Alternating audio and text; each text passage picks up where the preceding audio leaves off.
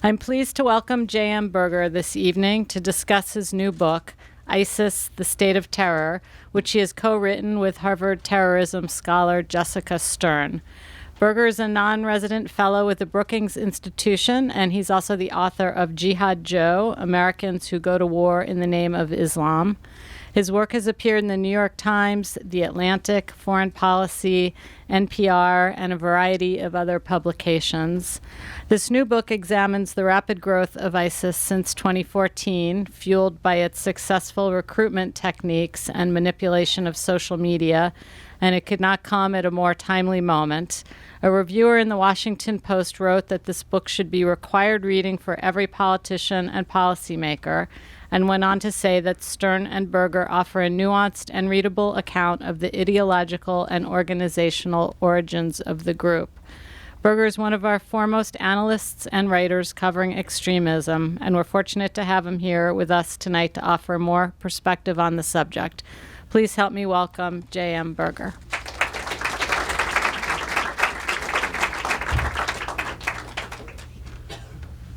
Thank you so much. I have my notes on my phone. I'm not going to be tweeting during this conversation, but I will be looking down from time to time. Do you want to just put the microphone up? Sure. Is that better? Yes, I can hear that it's better. So I'm going to talk a little bit about ISIS, and this is one of these very modern problems. It's really complicated and has a lot of different dimensions to it. You can slice it up in a lot of different ways. And the aspect of it that I want to talk about a little bit tonight has to do with how it came out of the jihadist movement that existed in the 9/11 era, and how it's changing the script of how these movements operate. Al-Qaeda in Iraq is the group that originally formed in Iraq and that ISIS has sprung from. It was the first of Al-Qaeda's affiliates. After September 11th, our actions in Afghanistan, our war against Al-Qaeda, pushed the group into a new posture. It had previously been a very small, coherent group of a couple of hundred people who were tightly knit and had pretty firm lines of control. So there was somebody at top, people had missions, they were given missions, they all knew each other. And when we hit Al-Qaeda in Afghanistan, a lot of people fled to start operations in other areas. And under this pressure, Al-Qaeda decided to expand by adopting terrorist groups, jihadist groups that had been based in other countries. And those are what we today call Al-Qaeda's affiliates. They're in Yemen, they're in Algeria, Somalia, and of course Iraq.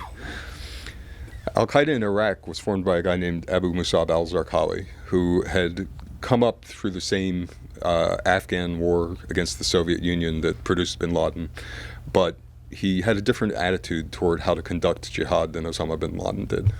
Bin Laden was interested in uniting Muslims in a common cause, whereas Zarqawi had very clear sectarian beliefs. He believed that Shia Muslims were not proper Muslims, and that rather than trying to persuade them to see the light, as bin Laden believed they should, Zarqawi thought they should be killed. They should be fought and killed very aggressively and using very violent techniques.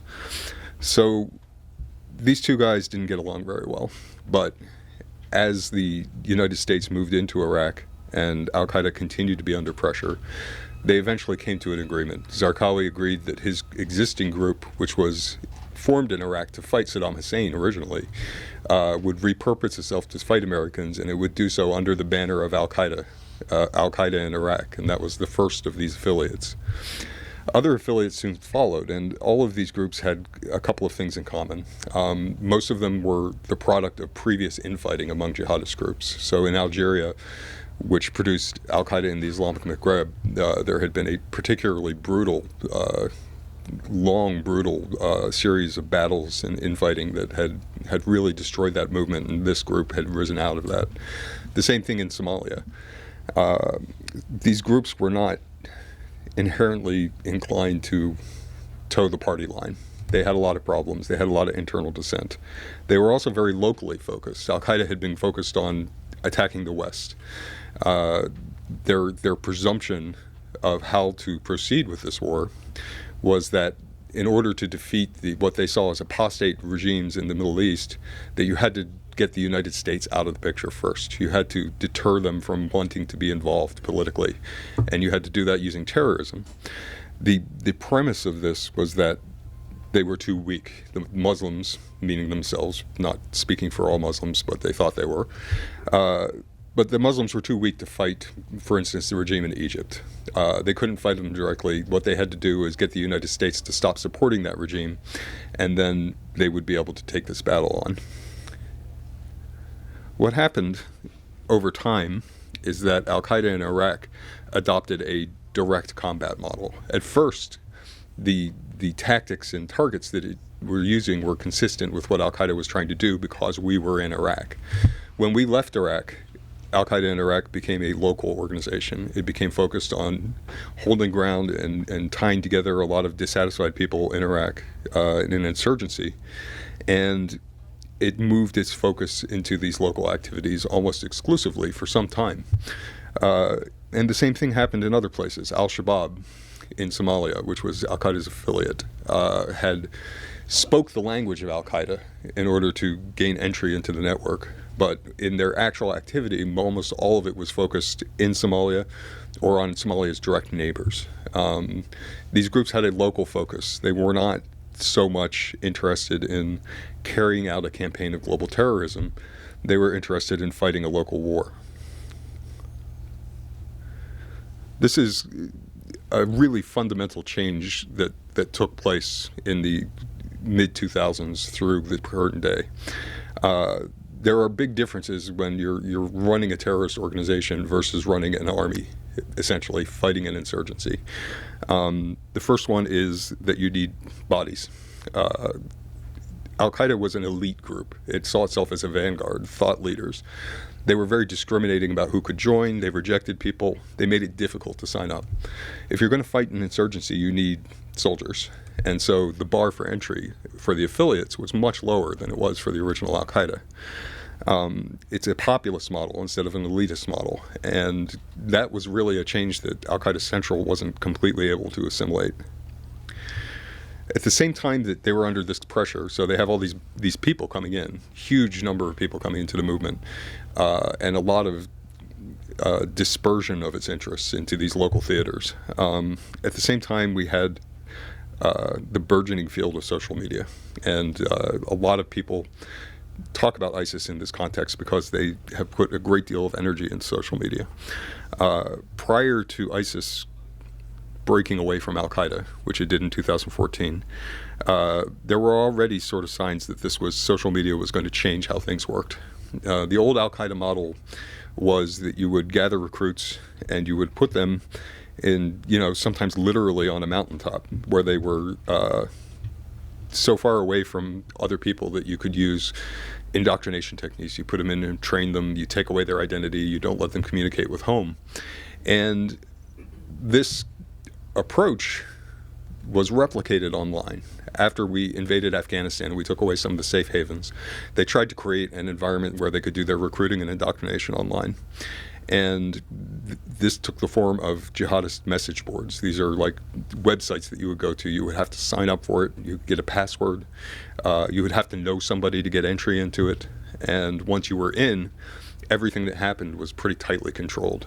There were moderators who could say, hey, I don't like this post, I'm deleting it. They could tell you to stop arguing with people or else they're going to throw you out. It was a good environment. It was a good effort to sort of replicate those training camps. And what happened was some of the tensions that had grown up in this movement over the course of the affiliate expansion began to spill out into the forums, and the forums were unable to accommodate them. And there were two examples of this, really. The first one was an American who had joined al-Shabaab. His name was Omar Hamami, and he was from Alabama, and he'd become very popular because al-Shabaab had released a video of him rapping about how great it was to join al-Shabaab and do the jihad. And so he became very visible very quickly. But he didn't like what he saw in al-Shabaab. When he went there, he felt that the foreign fighters, such as himself, were being mistreated, and he also noticed that al-Shabaab had been assassinating al-Qaeda emissaries who had come in to try and exercise some control over the group. So he started to speak up locally to expose this, and al-Shabaab didn't like that. So he quickly became afraid for his life, and when he realized that he was in danger, what he did is he went to YouTube and posted a video and said, "This is a message to all the Muslims," meaning al-Qaeda he was aiming at. I'm in great danger and I need somebody to intervene here and help me out. And to promote this video, he went onto Twitter and started tweeting the video out and engaging with people like me, terrorism analysts, because he figured that would get headlines, which it did. This had a chain reaction. So when Hamami got online, al-Shabaab dispatched a lot of its people to go out and get on Twitter and show up and start arguing with him. So they would just come crawling out of the woodwork. They would set up accounts, tell him that hyenas were going to eat his bodies, and dispute everything he said. And then his supporters also got online, and they started pushing back on the people who were pushing on him, and it snowballed. So, in the course of 2013, we went from having very few jihadis on social media. They had stayed away from it because they felt like it was too exposed and it presented operational security risks, to having a whole lot on social media. Something similar was happening at the same time around al-Qaeda in Iraq, and there's al-Qaeda, from al-Qaeda in Iraq to ISIS. There are about 6 name changes in here, so I'm simplifying it to al-Qaeda in Iraq and ISIS, but in fact there were a series of progressions of different brands for this group. So also in 2013, a very prominent member of the forums named Abdullah bin Muhammad started to become concerned about what al-Qaeda in Iraq was doing. He sort of saw the writing on the wall. He said, these guys are not with the program. They're not a benefit to al-Qaeda. Something sinister is going on here. And he tried to express that opinion in the forums. And the administrators of the forums didn't like it. There's a word that they use for this. It's called fitna, and it talks about dissent, essentially, is what it means. And they threw him out. So he went to Twitter, and within a couple of weeks, he had tens of thousands of followers on Twitter. And within a couple of months, he had more than 100,000 followers on Twitter. He had a much bigger audience than he had ever had in these forums. And other people saw this, and the same thing happened with Omar Hamami. People came out to argue with him at first, and then people came out to argue with those people, and pretty soon all these guys were bailing out on the forums and getting onto social media. This was a radical change for this movement. So you have a movement that started off as this elite terrorist group that had a very narrow focus. It had a hierarchy. You lived in remote Afghanistan where you were controlled, you followed orders, you shut up and do what you're told. And all of a sudden now you have this movement that has a variety of soldiers who have been drafted in from these affiliates to fight the insurgency, who haven't had the same indoctrination, and now they have access to social media and they can talk to each other and they can talk back to their leaders. And this was a really radical change. A lot of jihadist groups didn't fully adapt to it, but ISIS did. They saw that they were able to use social media to sort of poll their constituents. They could go on and see, for instance, before they announced that they were going to claim that they were the Islamic Caliphate, they did a hashtag a couple months earlier saying that, we demand, it was pretending to be a grassroots movement, we demand that Sheikh Baghdadi declare the caliphate. And of course this was extremely controversial, and they got a whole lot of criticism and pushback on Twitter, which they took careful notes on, and when they actually made the announcement, they addressed almost every point that had been raised in that trial balloon.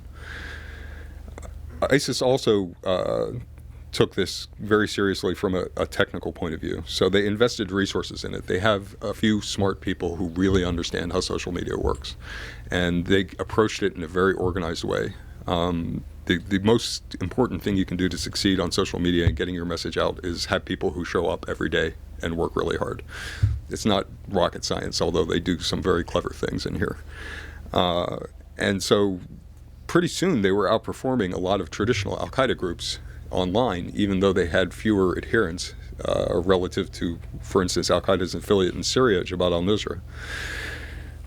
And they were able to push their message out, push out a competing message, and this all culminated in 2014 when ISIS broke away from Al-Qaeda and then soon after declared the caliphate and swept over a significant chunk of Iraq and Syria, which kind of brings us to where we are today. ISIS is doing something new in this space. It's a populist group. Jihadist groups were always elitist groups. There were always secret cabals of small groups of people who pretended not to know each other so that they could maintain their operational security. ISIS has come at this as a populist model. They have a low barrier to entry. If you get on a plane and can get to Turkey, you can probably get into ISIS. They have a different approach to messaging, and there are two really important components to this. The first one is they took this old message that Al-Qaeda had, which is that we're weak and that's why we have to use terrorism, because we can't fight the near enemy, these apostate regimes. We're going to fight the far enemy. And instead, ISIS started putting out messaging that said we can fight the near enemy, and here's a video of us doing it. They essentially changed the message to say we're winners, we're strong, and that's why you should join us. Not because you shouldn't join us because we're weak and we need to all band together because we're weak, but you should join us because we're strong and everybody loves a winner. This is something that this movement hadn't really seen before, and it's been very successful at attracting a certain element of people. The quality of the people they attract is sometimes very low. Al-Qaeda, for as much as its ideology is anathema to us and terrible, they would pitch their recruiting to people they thought were reasonable. So they would try and make an argument. They would try and convince you to join Al-Qaeda using reasoned arguments. Here's the evidence. Here's the logic behind it. ISIS is happy to just stimulate people who are already inclined to violence, and that's where a lot of the notoriety of this group has to do with its extraordinarily violent videos. Americans first started paying attention to this when a journalist named James Foley was beheaded in one of these videos, and subsequently several other Westerners were. But this really started even sooner. ISIS had already put out a number of extraordinarily brutal videos, killing Syrian soldiers, killing Iraqi soldiers, Iraqi government officials. So this was always part of their plan, and what we've seen is that it is effective at attracting an element that Al-Qaeda never really went after, which is the really low-hanging fruit. People who are mentally ill, who can just be agitated to fixate on these images and react to them. People who are thugs, just violent. I shouldn't use that word. I guess over the last 2 days it's become extremely controversial. But they attract people who are really just interested in violence and maybe have only the thinnest grasp of the ideology. And Al-Qaeda had some of those kinds of members. They had people who didn't really get what was going on and they just thought Al-Qaeda was cool. But with ISIS, we see a lot more of that, to the point that we see people who aren't even Muslim sometimes fixate on ISIS and want to emulate the things they're seeing in these videos, which is a pretty disturbing development. So all of this, let's see how I'm doing on time here. Just about where I wanted to be. All of this kind of culminates in a group that is very complicated. It's a hybrid of hybrids. It's a hybrid of a terrorist organization and an army. It's a hybrid of a religious and a political kind of organization. It's a hybrid of a local and a global operation. And that's extraordinarily hard to deal with. The one thing that kind of, in my mind, ties this all together is that what ISIS is putting out to the world, the message that it puts out, that it uses to recruit, and how it's governing the territories it controls, is what we would call an apocalyptic millenarian group. So everybody knows what apocalyptic means. They believe that the end of history is at hand. Millenarian may not be as familiar of a term. It's based on a long series of groups going back thousands of years, crossing all kinds of religious and ideological boundaries. Essentially, the concept is that before the end of the world, before the end of history, there will be a reign of peace. The original version of this was Christian, and it was going to last for 1,000 years. And so that's why we call them millenarian. ISIS doesn't have that literal 1,000-year reign, but their object is to create what they think is a perfect society, what they think they can sell as a perfect society, and use that to draw people in. And it shares a lot of the qualities that these groups often have. For one thing, groups like this, apocalyptic groups of every stripe, have extreme violence associated with them sometimes. Their followers are extraordinarily fanatical, because if you believe that the end of history is at hand, you will do things that you might not do otherwise. There's taboo breaking. So if you remember the Branch Davidian cult in Waco, and there was a lot of unusual sexual practices that went on there. The same thing is happening with ISIS. It's instituted a program of sexual slavery. It's got a lot of very, we'll call them avant-garde ideas about how sex should take place in a sanctioned way in their organization. And this kind of taboo breaking is very common in these groups. Again, when you see the end of the world's coming, sometimes part of that argument is that all the old rules no longer apply. And, finally, it's viral. And these groups have always been viral, even before we had that word to describe that kind of thing. It's a contagion. Previous millenarian groups had geographical boundaries around them. Sometimes they became very large, but ultimately, they were limited by the speed of horseback or the speed of emissaries that you could send on a ship or a message.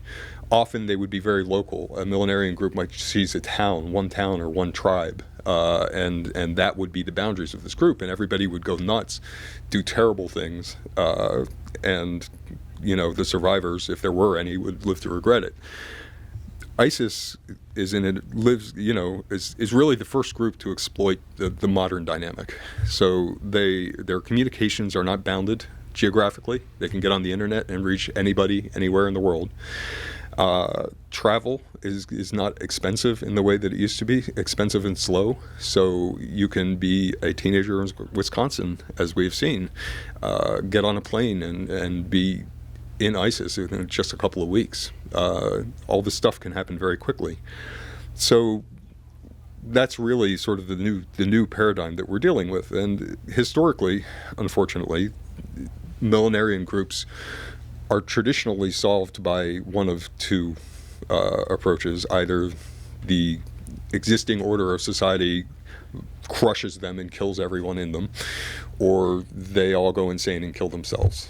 And unfortunately, that kind of historical context does not give us a lot of useful perspective on what to do about this. But I think that we're approaching it as best we can and trying to come up with some new ideas. And I think key to that is figuring out how to stop their propaganda machine from spreading its message as effectively as it does.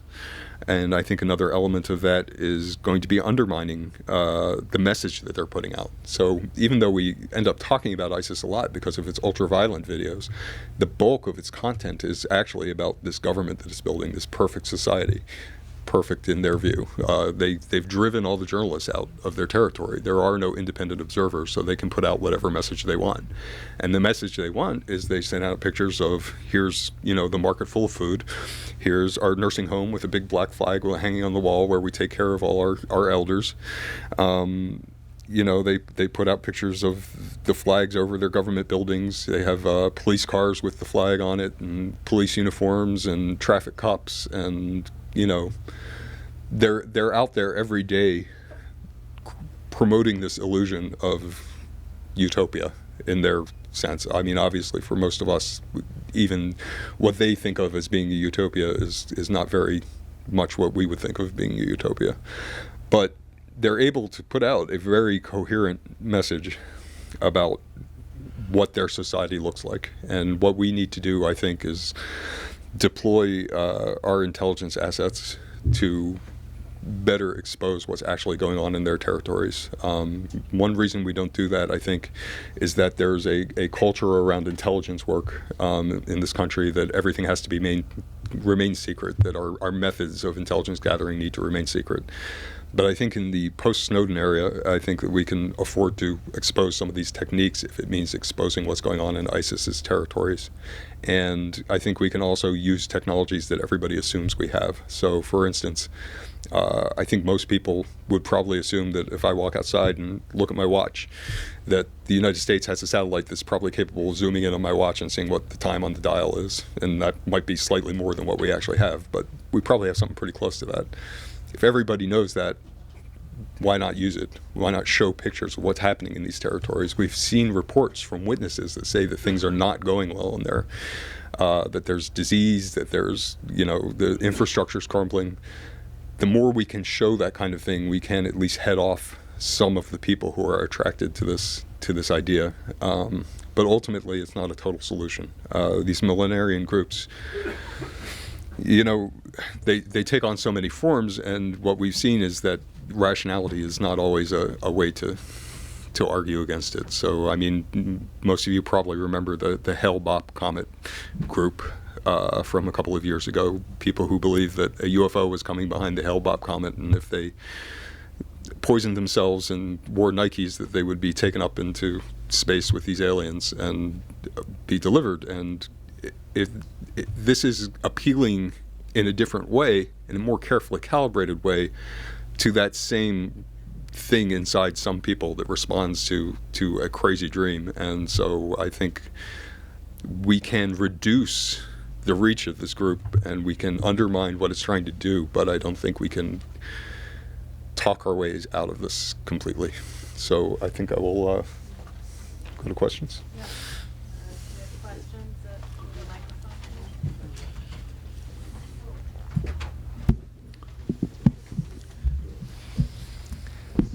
Hello? Hi. Is this on or not? Yeah. It's on. Okay, good. Very, very interesting presentation. Thank you very much for coming. We really appreciated it. Thank you. I noticed that in your presentation you focus on the ideological millenarian view, but in the book you seem to give more of an emphasis to the Shia-Sunni conflict. I wonder if you describe a little bit of that as a part of it, and also the role of the Baathists and the ex-Baathists in providing the backbone Yeah. to the movement. Yeah. So as I said at the beginning, this is like, there's a lot of ways you can slice this up. And for my own sanity, doing several talks on this a week at this point, I try and take a different angle every other time. There is definitely one of the things that empowered the rise of ISIS was the sectarian divide in Iraq. So, after the U.S. surge, we were able to successfully enlist Iraqi Sunnis to fight what was then Al-Qaeda in Iraq and help bring order back to the country.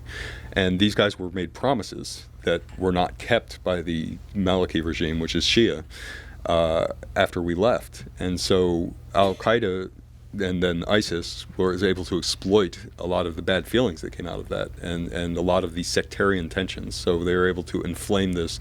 They carry out an attack on Shia, and then there's reprisals from the Shia against them. That's part of their regional picture, but it's also part of their global picture, and they're trying to recreate that dynamic in Yemen right now with a little less success in some ways because Yemen is less sectarian than Iraq was. But at the same time, they obviously carried out a bombing in Sana'a in March 20th that seems to have sparked a proxy war between Saudi Arabia and Iran. So that's kind of a win for them anyway. As far as the Baathists, there are definitely a lot of ex-Baathists who are involved in the organization, and there were some recent reports that sort of renewed that. We knew about this before, but it's been in the news a lot recently. I think they bring a lot of organizational clout and networks to this venture, and that they are good and efficient planners. And then I think that what I've seen some people sort of want to take this further and say that ISIS is actually a secular Baathist conspiracy, that they're going to 2 years from now they'll be installing Saddam Jr. in Baghdad and reopening the cigar stores, and I don't think that's likely to happen. I've been pondering how to write about this because I've been hearing that sort of discussion a lot, and my general thought on it at this point is probably to approach it as a parable and say, if local drug dealers decide that a pharmacy would be a really good front for them to put their operations on, so they get jobs as assistant managers at the pharmacy. Maybe the owner knows about it and is turning a blind eye, maybe he doesn't. The question is the pharmacy still a pharmacy? And I think, what ISIS is doing, the government is creating, and the message it's putting out every day is that of this kind of millenarian apocalyptic group. So there's an element of people in there who may be cynically trying to exploit it, or may think they'll be able to get the upper hand later, but I don't think it changes the essential nature of the group. I was also struck by how you focused on the apocalyptic millenarian quality and the sense that ISIS falls into a category that's well known. But one thing that I did want to ask you about is what seems to me something about ISIS that is not like a typical apocalyptic group, in that it is not removing itself and all of its believers to a separate place where there are only believers. It's taking over a territory where there were people who lived there before who are still living there. And I don't know if you know, or if any of us know a whole lot about the extent to which ISIS ideology has percolated down into the people who were living there before, and if it hasn't, whether their possible dislike or distrust of a government that doesn't seem to govern particularly well is a new kind of weakness, or a weakness that can be exploited. Yeah, well, that is an area where we don't have real good resolution. A lot of the people who made common cause with ISIS at the beginning of its rise did so because they were dissatisfied with the politics of Iraq. They felt safer with ISIS than they did with the Iraqi government. Now, the question is, and we don't have a perfect answer to this, is how much of those people drunk the Kool-Aid? Are they on board with the ideology? One way that ISIS does have to influence that is its recruitment of foreign fighters. Foreign fighters tend to be much more ideological than local fighters. And ISIS has been very aggressive and very successful at recruiting foreigners. And so they can pour these foreigners into areas and create certainly enclaves in areas like Raqqa in Syria. They have an enclave that is hugely dominated by foreign fighters and is very much removed. Part of their message is also is to remove yourself to a place that is only believers. Whether that reflects the reality on the ground or not is a little unclear. But they explicitly, they're trying to recruit not just fighters, but really people to build a society. They recently put out a video recruiting doctors, for instance. They've tried to recruit engineers and city planners and oil technicians. So, I think that with the territory they have, their idea is that if you keep pouring these more ideological people into that mix, that it will become more ideological overall. Hi. Regarding recruitment, more women, we've learned, are also going. And what are the roles that those women are playing beyond sexual partners, et cetera? To what extent are they really part of the movement, militarily or otherwise? So there are some women who have authority over other women. We've seen some reports from defectors that have described this. There are brigades on the ground that are women policing other women and have a part of this society. They are not used in combat. Jihadists have used women in combat in the past. ISIS has mostly not done that. They are mostly making them available as wives and focusing on building a new generation, and a lot of their propaganda reflects this. They show a lot of children in their propaganda being educated, being indoctrinated, in some case killing people as part of that indoctrination. So what it seems to me is that the appeal of women has two dimensions to it, and the first one primarily is to help create families so that they can have a legacy that's going to endure. Even if we manage to dislodge them, the generation of children that's growing up there are going to be terribly troubled. And then secondly, for recruiting, women are very active on social media, and one of the people who's at the head of that is there's a woman who uses the online name Al-Khansa, which is based on a historical reference to a woman from early Islamic history whose sons were killed, and she said, "I am proud to be the mother of martyrs." And this woman, Al-Khansa, has been was on the jihadist forums back before there even was an ISIS, back when it was still Al-Qaeda in Iraq. She's a long-time activist in this, and she appears to have some authority over what's going on in that online space. And I would not be surprised, given her long history with this, if she's pretty influential in shaping what they do online. So. Your characterization of ISIS as an apocalyptic group is persuasive. And yet, while you were describing them, particularly their projection of power, their fascination with violence, a hard line between being in and being out, I couldn't help but think of gangs. And I wondered, firstly, if you could comment on that a little bit, and secondly, if any of the more traditional law enforcement anti-gang strategies to interrupt recruitment have been looked at for this. Yeah, it's a good comparison. And when I talk about it, the group also having this nature, I mean, I think it's important to say that one thing that we don't really know, and a colleague of mine is writing a book entirely on the apocalyptic element of ISIS, which I'm hoping will shed some light on this. But we don't know whether the leaders of ISIS are just using this because they think it's a model that's going to succeed, or whether they're true believers. And so that's an important question on this. The gang-like dynamics are really very relevant. These millenarian groups tend to be identity-based. So, a lot of them will be like white supremacists, or will have a religious bent and be exclusive to that kind of identity.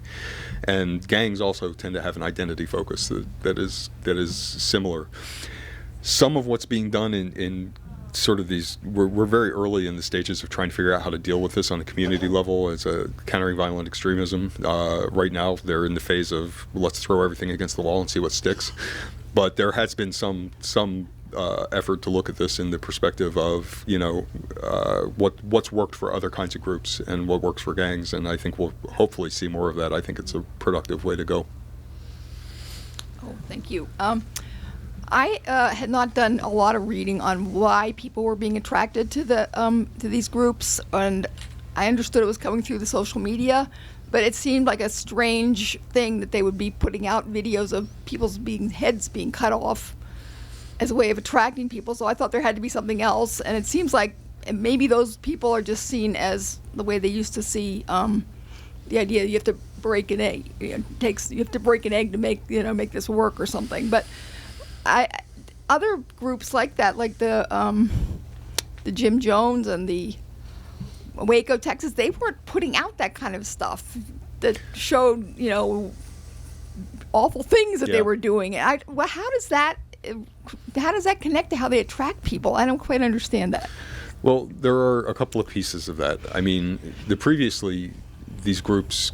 When I talk about them being geographically bounded, it means to some extent that you work the network of people you know and the people who you know, and they stay under the radar. They're more secretive than ISIS was. ISIS has this political dimension. It's the hybrid of hybrids, and so it has an openly political dimension. A lot of the extremely violent videos they put out, they serve two purposes. One is to reinforce the identity. So the people they kill are outside the identity group of Sunni Muslims who believes very specifically what ISIS believes. And so killing them is to some extent meant to energize their base, but more importantly, I think it's meant to provoke other people against them. So, part of their message is that they are this defiant group that is standing up against the world, and they are the chosen ones who are excluding everybody else.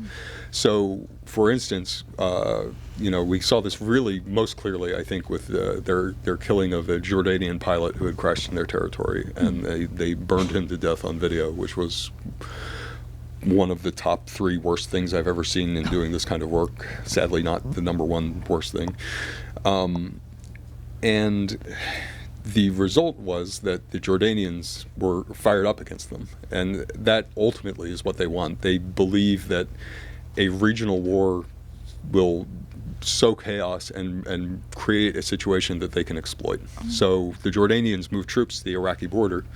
The Iraqi government didn't like that. And those troops were sitting there for a while and nothing much was happening, so ISIS just hit them with suicide bombing a couple of days ago.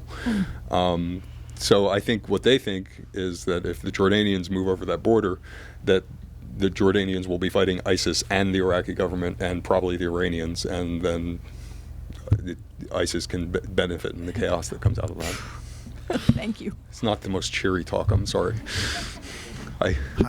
In part, I wanted to follow up on that, is that this sort of appeal that ISIS has to, recruits, and they're recruiting, because, I mean, either they're, we're having a huge number of sociopaths that who see murder and mayhem in the way that they're doing it as something appealing, or they've tapped into something that I'm not, that most of us aren't aware of or don't understand. So, and my other question was, okay, just to follow up, was what is the perspective of the other groups, Al Qaeda and other groups, toward ISIS at this point? Okay. So on the first piece, I think it's important to keep in mind that, these are ISIS has numbers we've never really seen in an extremist group of this type in modern history, but it's still incredibly small by the scale of the world, by the scale of the Muslim population, by the scale of the population of Iraq. I mean, the best estimates we have, like, on their fighters in Syria and Iraq, is maybe 30,000 to 50,000. We've seen, over the last couple of weeks, we've seen more than 30 now, Americans who have tried to join. But these still are actually very small numbers in the big scheme of things, but they obviously get our attention. And the example I usually use for this is if you were a radical Druid living in Peoria in 1950, you might go your whole life without ever meeting anybody who shared your interests. Today, if you're that same person, you can be part of a community of dozens or hundreds of people in no time just by getting on the internet and reaching out. I think that the reduced cost of travel and the reach of these global communications are really going to change a lot of things in our society. There's always a lot of noise about how social media is changing everything, and a lot of times that's just a lot of nonsense, or it's just very vague enthusiasm. But I think that one thing that we can see happening pretty clearly is that it's enabling people with fringe interests or inclinations or beliefs to find each other in ways that they never could before. And so we're seeing, for instance, on the dark web, there's a huge traffic in child pornography, which would very aggressively, I think people have very aggressively tried to counter that. We see that conspiracy theories have become almost mainstream. I mean, there's an unbelievably vast machine of conspiracy beliefs that are shared across a lot of different ideologies in this country now. And so social media is like creating a lot of potential for people for countercultural movements to find each other and to unify. And ISIS is the first group, I think, to really take a smart approach to exploiting that's been really successful, and it's probably not going to be the last. This whole activity on social media is also vulnerable to tampering, and I think what we're seeing with a lot of domestic extremism now is that the Russian influence operations are really have their fingers in this stuff and are trying to stir the pot and encourage things to go in certain directions, which is a whole separate depressing talk probably. As far as Al Qaeda and ISIS are really at odds. The existing Al Qaeda affiliates, their memberships are very divided over ISIS, and so we've seen some splintering. We've seen people defect from one group to ISIS. We've seen some of these groups try and push back. Al Qaeda Central has been virtually silent since ISIS declared its caliphate. There was one statement from Ayman Zawahiri, the leader of Al Qaeda, and all the time since ISIS declared its caliphate, and it did not directly address the issue. At this point, it is unclear what capabilities Al Qaeda Central, the original Al Qaeda, not counting the affiliates, what capabilities that group has and how many people are left in it. and whether it can get its messages out and whether it's able to control what's going on. So there's a lot of speculation right now, and right now it's still speculation, that we could see Al-Qaeda Central come to an end as we know it. If Zawahiri is killed, for instance, it is possible that will be the end of Al-Qaeda Central. The network is bound together by oaths of loyalty. These go from leader to leader. So the leader of Al-Qaeda in the Arabian Peninsula in Yemen swears an oath to Zawahiri, and if either of those guys dies, then a new oath has to be sworn. It's not automatically carry over the allegiance. So there are a couple of different scenarios under which the unifying idea of Al-Qaeda could fall apart. And what we would probably be left with at that point is two newly independent organizations that will be very strong. Jabhat al-Nusra, which is the Al-Qaeda affiliate in Syria, and Al-Qaeda in the Arabian Peninsula. Both of these groups have robust membership. They're in pretty good shape. They have a pretty coherent command and control, and they control some territory, and they're both poised to benefit from civil wars going on around them.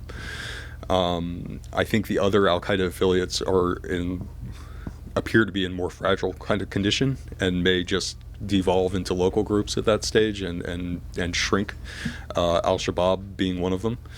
That creates a new set of problems. Of course, Al-Shabaab was able to hold a lot of territory in Somalia up until very recently, and when it was pushed out of that territory, the fighters that they had, because they're building an army has to be much bigger than a terrorist group. So now that they're not holding territory, the fighters who haven't been killed are free to do terrorism. And so they have a lot of guys who are willing and able to kill, who have some training, and what we're seeing is a pretty violent campaign by Al-Shabaab right now in Somalia and in Kenya as a result. So just because we knock these guys out of a territory doesn't mean we're out of the woodshed yet. So Thank you. We have time for these two last questions. Okay, great, thanks. I want to continue the attempt to make use of your great general knowledge here in this area and ask more specifically about Al-Qaeda in Yemen, or in the Arabian Peninsula. I mean, some people seem to feel they pose a lot more risk to the West even than ISIS does. And I guess especially I'm interested in what the most recent, sort of trends and activities in Yemen mean for that group, and with respect to their risk to us, and how to. It's sort of an extension, really, of the last question. How do you see things playing out between that brand of Al-Qaeda and ISIS? So the last part of your question is the easiest one to answer. They hate each other. There's more hostility there than in some of the other groups. ISIS has attacked Al-Qaeda in Yemen for not being adequately sectarian, essentially. And Al-Qaeda in the Arabian Peninsula was one of the first of the affiliates to really punch back at ISIS in an aggressive way. So there's a definite hostility there. AQAP also complained that ISIS was leeching fighters out of their movement. So, I mean, we do know that there's one reason we know that ISIS has an actual presence in Yemen is because AQAP was complaining about losing fighters to it. They are certainly the conventional wisdom over the last 5, 6, 7 years has been that AQAP is the most dangerous of the Al-Qaeda affiliates and the most committed to attacking the West. What that's amounted to is 3 or 4 plots to bomb airliners which didn't succeed.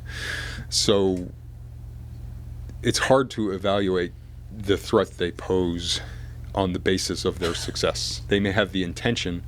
What it looks like to me, and what I've argued, is that it doesn't seem to me that they are devoting resources to attacking the West in a big way, that they're servicing the Al-Qaeda brand by lobbing the occasional bomb at us, but that it doesn't seem like they have a very organized plan to attack us. ISIS is doing something differently. Now, we haven't seen an honest-God ISIS plot in this country that was controlled by the organization yet, and I think that,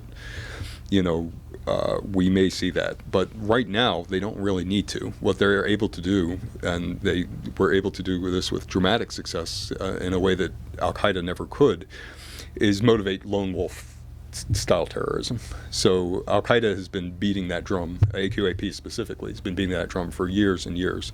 And they have a couple of successes, like, 2 or 3 successful attacks and a larger, maybe a dozen credible failed plots that they were able to inspire. That were truly lone wolves, too, is what I'm talking about. Like a lot of what we call lone wolf attacks in the press, they're actually somebody who thinks they're working with Al-Qaeda because an FBI informant intercepts them and says, okay, here, we're going to build the bomb for you and give it to you.